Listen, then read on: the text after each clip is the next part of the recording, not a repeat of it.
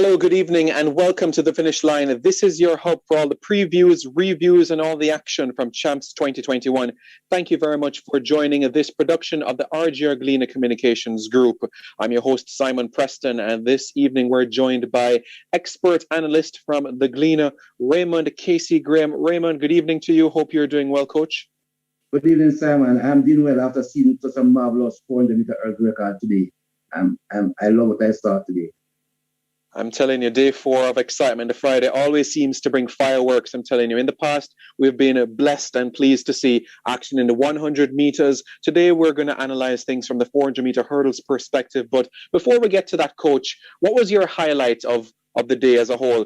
Calabar, they made a good impression in the field in terms of the triple jump, the pole vault, JC at the end in terms of the hurdles. What was some of the highlights that you had on day 4? Among the girls first, I must say Akila Smith of Eden Allen with 13.42 meters in the triple jump. Also, the young lady from Rossi's qualifying Alia Francis in the 200 meter and the 400 meter. When you look at her 400 meters, she ran 54.0. She just just ran the curve and she cruised all the way on the straightaway and still clock. You could see that at his banner running hard and they couldn't catch her. She ran 54.00. So her double performance today was exceptional. Also, I like in the discus throw, the 2 young ladies from Clarendon College, Roxanne Simpson and Kimola Hines, 45.85, 44.98. Clarendon College has been doing very well at this championship, especially in the throws. They have been scoring several points. And to come 1-2 in the discus and upstage in the likes of Eden Allen and St. Jacob, remarkable performance. In the boys now, for me, the 2 400-meter hurdles performances. The one by a young man from KC running sub 52 seconds, Antonio Forbes. And I think that's with the appetite for something special in the final event of the day. What a way to end the 4th day. The young man from Jamaica College, Javier Brown, what was so amazing, he stopped at about 10 meters from he reminded me of Usain Bolt. He kissed, he threw a kiss and then celebrated 10 meters from the line. And when you look on the clock, and when we saw 49, it was unbelievable. We couldn't believe that. 49.86. He could have gone 49, say 3 or 4. But it's unbelievable. The fastest high school time ever in 400-meter hurdles. And remember, this is the year of the pandemic. And the only unfortunate thing, there was not a crowd in there to cheer. See it in person is special than see it on television. So kudos to all the people, all the guys in that race. But Brown, that was special for me today. That was a special moment for me overall. Yes, indeed. Quite a performance from him to erase the old mark from Rovane Williams from Rhodes Hall. We're going to get to that event quite shortly and recap some of the footage for some of those races. But firstly, Coach, as you know, we had a couple of open events, open finals today. We had the girls' triple jump. We also had the 400-meter hurdles for girls open.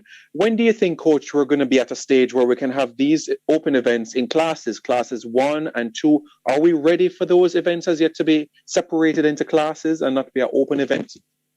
Remember, Simon, the boys 400-meter hurdles, it used to be open, but a few years ago, they now have class 2. So maybe soon we may see them in class 3. My concern though, the girls, there are triple jump for class 2 boys and class 1 boys. And the girls, they are open. I think the girls, we should allow the girls now to do triple jump in class 2 and class 1. It's like the boys.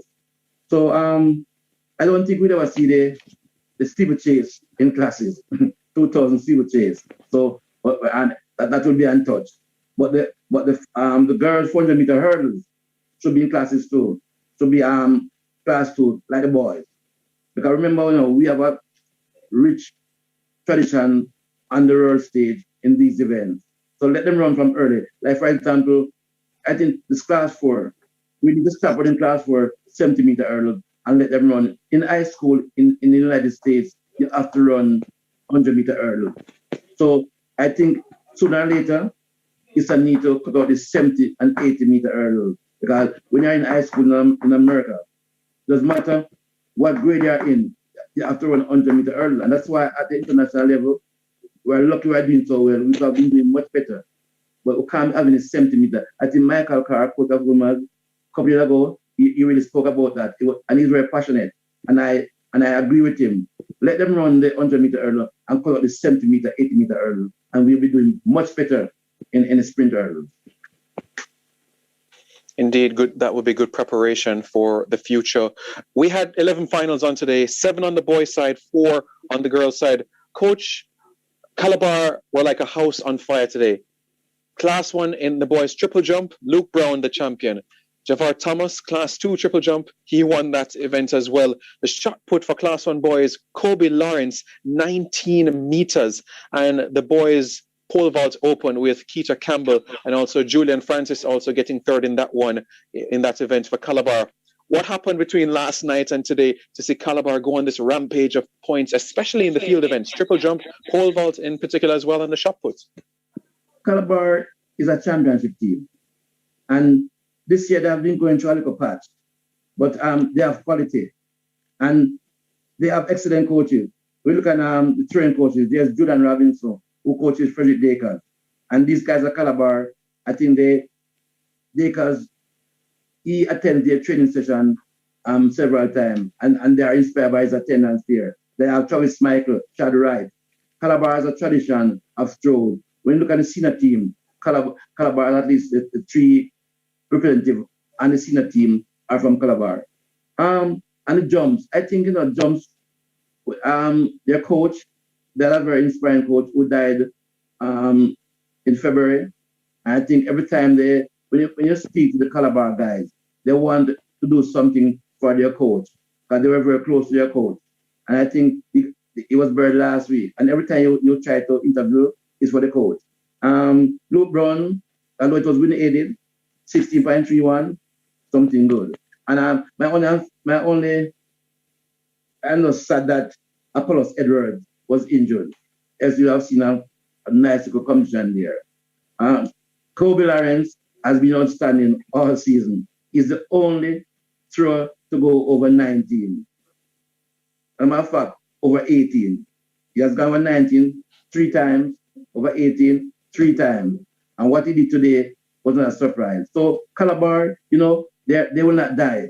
They can't win the championship, but they want to show that they are a champion and they want to send a strong message for next year because they're on a rebuilding process.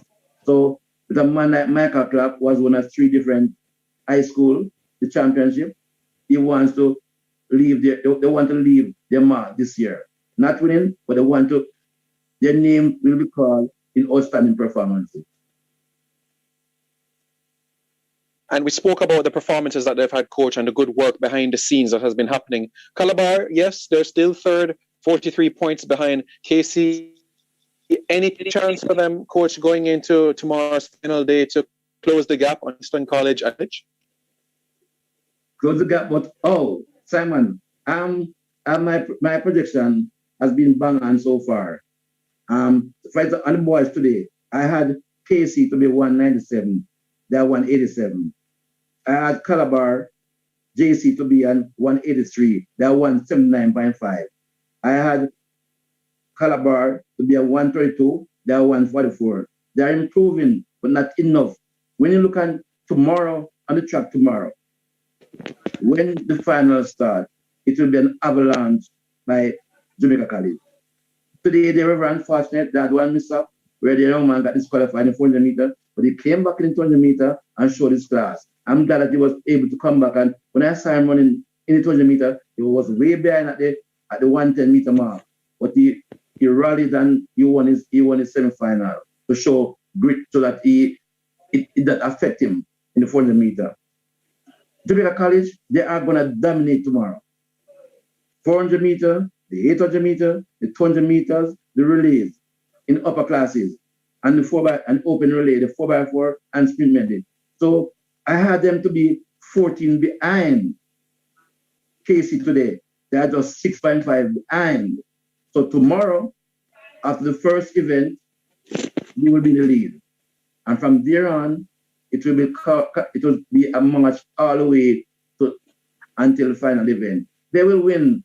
Simon, I had Jamaica to win by 40 points, but they're gonna win by more points based on what they have coming. I don't even mention the high jump, where a young man by the name of Pierre, he's gonna win the high jump too. Hopefully, he's a favorite. So it will be an avalanche tomorrow on the track by this team from All Hope Road.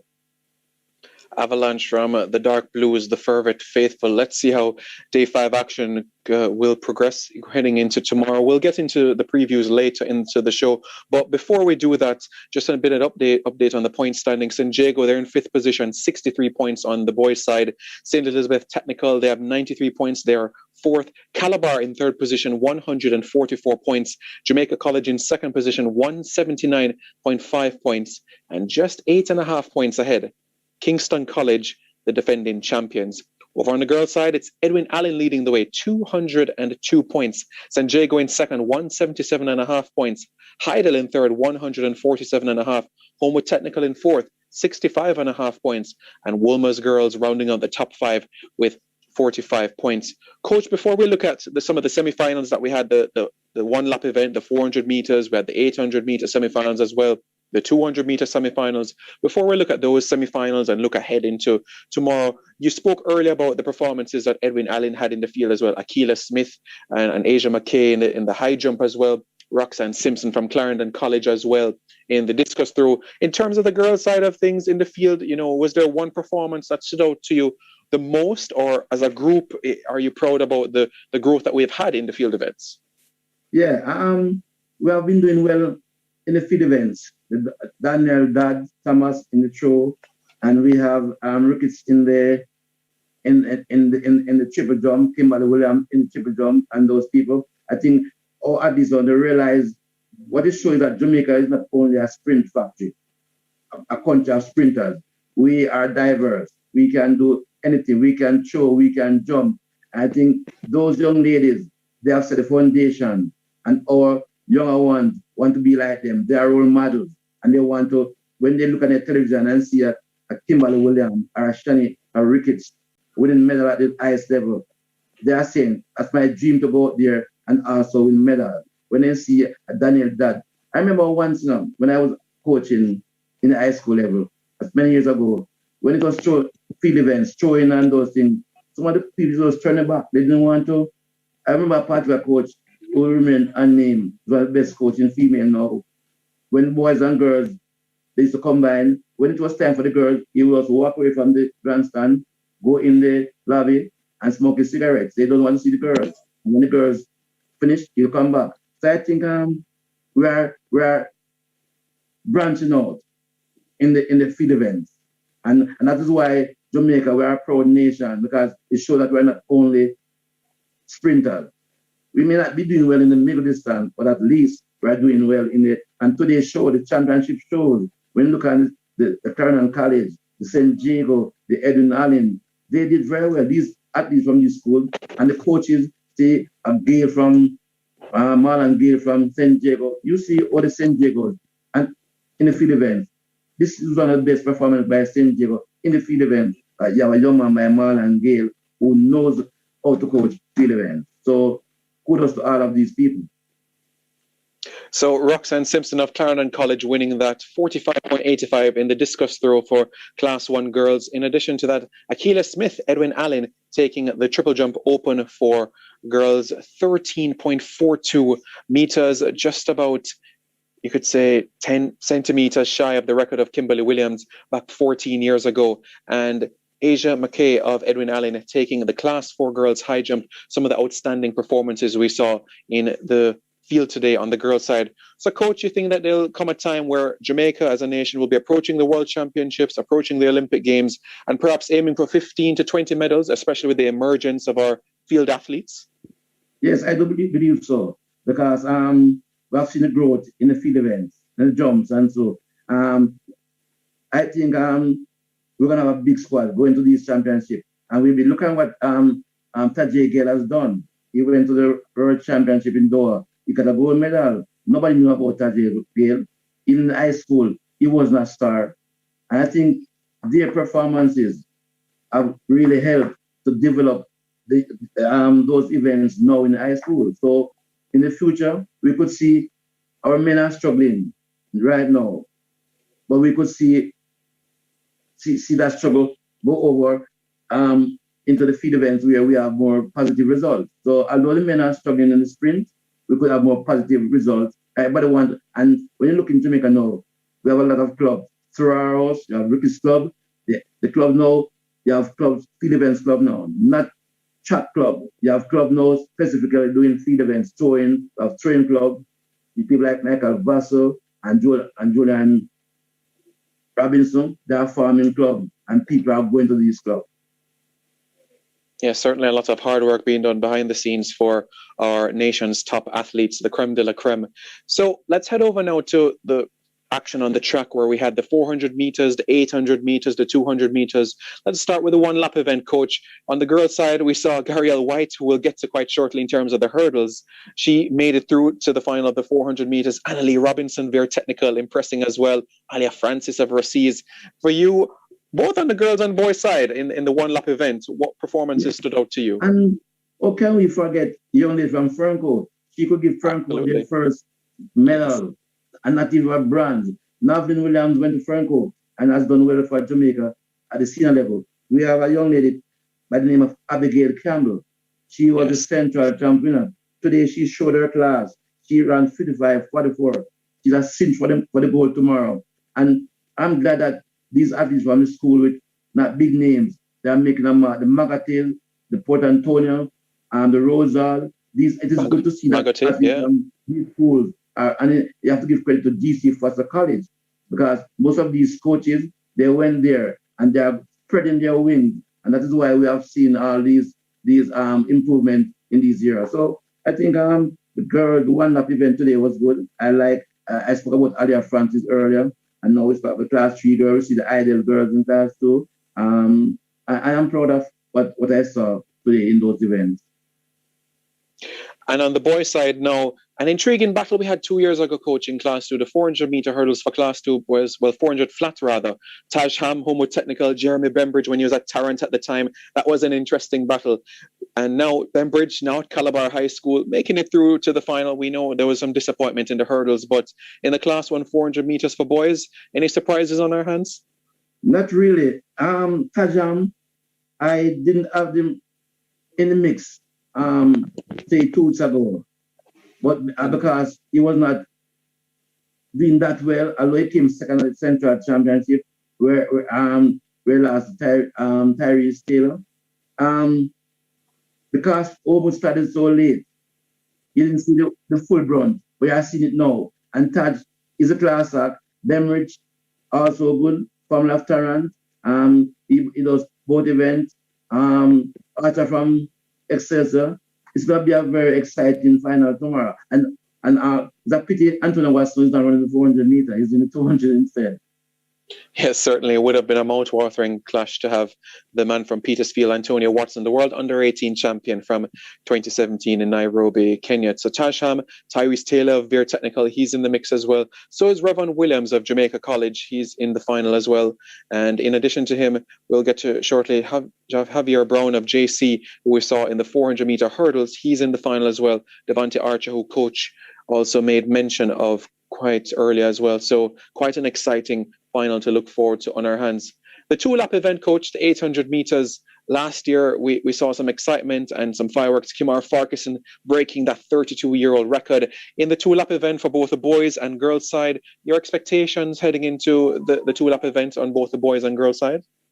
3 athletes had major disappointment in the 1500 meter 2 days ago. 2 from Eden Allen, their class 3 athletes, and their class 1 athlete.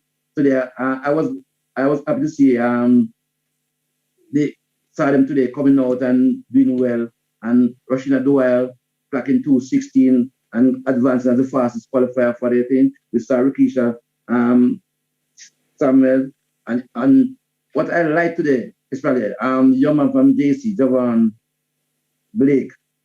He was a cinch for the double.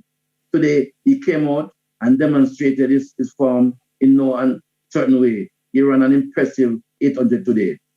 And overall, Eden Allen and Jamaica College, the 800 is the strength of these teams. And they came today and both teams put on a show in all classes. And that is why this championship will be leading towards those teams. We saw some good 800 meter. Jamaica College guys, they were 1 and 3, 1 and 2. They're going to score a lot of points in those events. I didn't see much from St. Diego today in the middle distance, St. Diego girls. It was an Eden Allen and an Ogun show. I am wondering, I said to myself, if they had started training earlier. And when I saw the Andrine Pierre today running the 800, at one stage I said, oh, she won the 1500 meter, so she's going to lose. She fell back, and then she sprint in the last and won her heat. And both of them, both Ogun technical girls, they have the fastest 2 times going to the final. So we're not a country of middle distance, but I like what I saw today.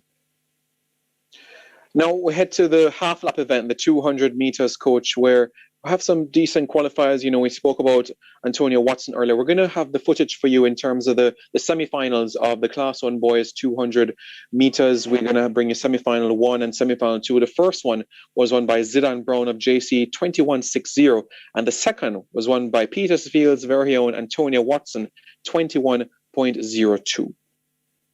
I'm looking forward to that Class 1 200 tomorrow. JC's pumped up. So, you know, when you have pumped up, they're coming off high from the forward going into tomorrow final. But I'm hoping to see something special. Antonio Watson versus, to me, the most improved athlete at the championship brand level of Eden Allen. I'm looking forward to those two athletes. It's very unfortunate Bowaji of KC, he slipped at the start and did not make it because he did so well in the 100 meter.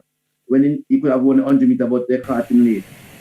But Antonio Watson, brand level, and Zidane Brown, that will be a mouth-watering clash. And I know Watson's the favorite, and he wants to make up for the 100 meter. But level, especially with level, this guy from Eden Allen, he could create an upset. All right, so for our viewers that are tuning in, let's have a look at those races. Then and afterwards, we'll recap the 8 that will be participating in tomorrow's final. 0.99, the flash time. Do we see a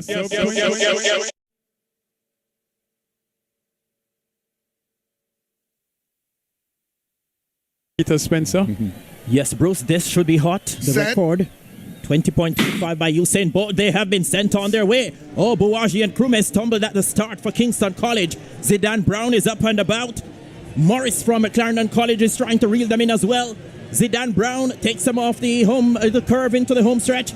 On the outside from Clarendon College, it's Morris running a stout race at this stage. Zidane Brown and forging his way through. Very, very close. Zidane Brown gets there. 21.48 the flash time from Glenmuir.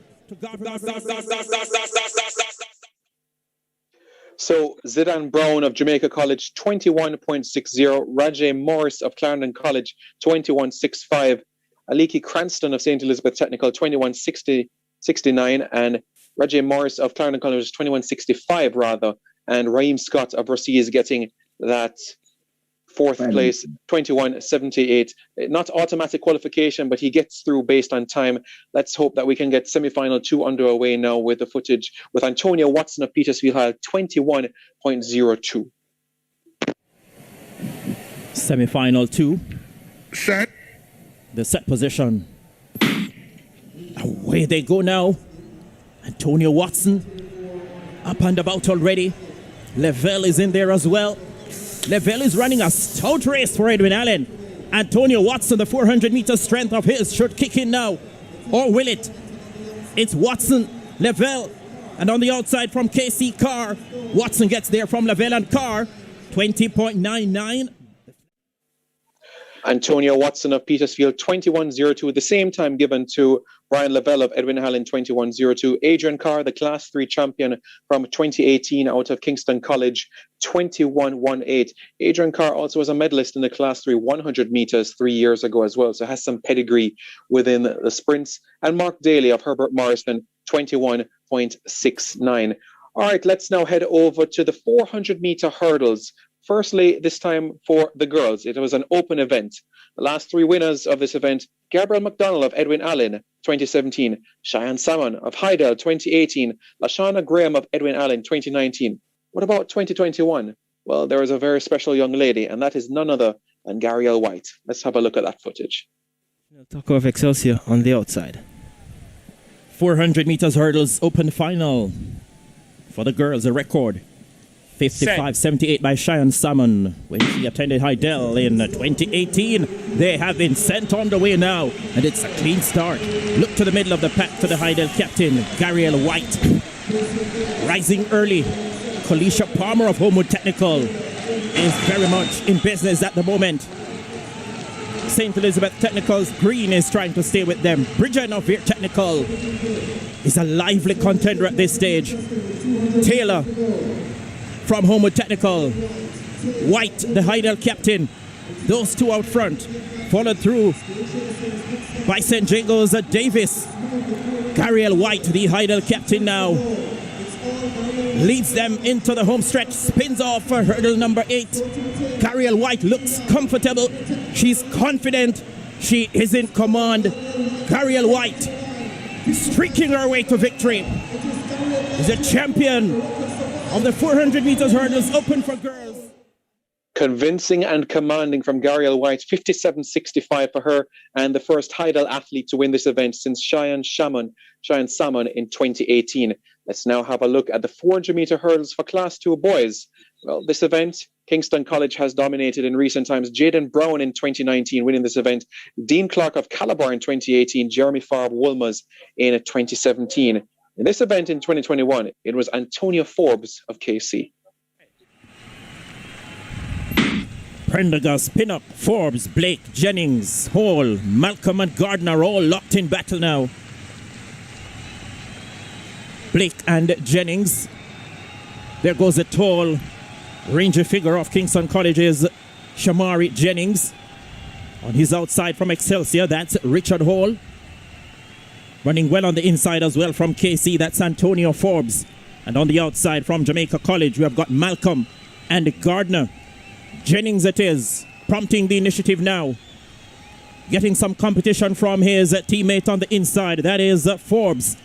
Forbes takes them off the curve and into the straight. Jennings, it's a 1-2 being held down by Kingston College at the moment. St. Elizabeth Technicals, Blake is trying to come on, but surging through now to land the gold medal for Kingston College on the inside, Antonio Forbes. And the second record at the championships, well, we had to save the best for last, didn't we? The 400 meters for Class 1 boys. The record of Ravane Williams of Rhodes Hall in 2018, the 49.94, is now history. Step forward, Javier Brown, JC, 49.86. 9.94 set by Ravane Williams, formerly of Rhodes Hall. Sent on the way now, the first time of asking for the 400 meters hurdles final for Class 1 boys. Devontae Archer is very much up there as well, in business quite early. So too Brown. Bembridge gets rolling now for Calabar. And he has got some company in the shape of Devontae Archer on the wide outside from Calabar. And Camperdown, there was Clark and Fullerton. But running a stout race so far on the inside. Bembridge, Brown, middle of the pack. Brown and Archer. Devontae Archer from Excelsior looks good. Brown comes calling on the inside now. From Jamaica College, striking gold though. So Javier Brown creating some history there, 49.86. Coach, we're going to be wrapping up quite shortly. 37 finals on store now. So what do you think heading into tomorrow's final day? Will it be JC and Edwin Allen to capture the titles for 2021? Yes, Simon. This is the year of the Blues. And Manchester City, they are blue. They won the Premier League. The National Stadium track is blue. Tomorrow evening, it will be blue all over. Eden Allen, dark blue, and the team of All Road. It will be a blue track tomorrow. It is a blue track, and the victory will be done by 2 blue teams. So I expect both teams to win by over 40 points tomorrow. All right. Well, join us here tomorrow at 6 o'clock to see if Coach Graham will be in a blue mood or if he'll be in a happy mood. Quite a lot to dissect tomorrow. Thank you so much for watching us on TVJ's YouTube channel. This is a production of the RGR Gleaner Communications Group. Join us again 6 o'clock for Day 5 action. Who will be the champions on the boys' side? Who will be the champions on the girls' side? We'll know in just under 24 hours. I'm Simon Preston. Thank you so much for watching. Pleasant viewing.